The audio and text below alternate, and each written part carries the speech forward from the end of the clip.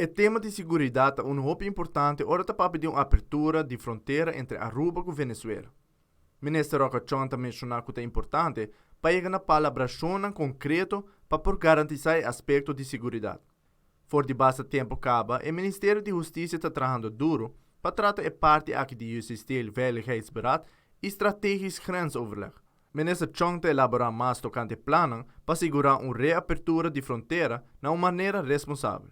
Nossa punta é o werkgroep que está belasco a execução de diferentes projetos para que está elevar a segurança nas fronteiras, para fazer análise de impacto, impact analysis, para ser nos WAC, que como nos meserting em place para nos por garantizar uma abertura responsável. E obviamente também a prioridade sobre diferentes aspectos. Não tem em conta que aspecto de personal, que aspecto de finanças e também o aspecto de material. Então, que turna lo meserting em place.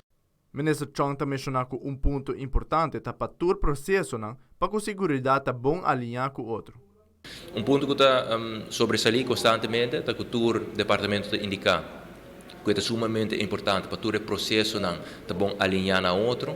Então, uma vez que está em place, mirando o hecho que isso aqui vai significar mais trabalho para o departamento, nós lo podemos na uma possível abertura. Amita Petra Iveron para Telenotícias.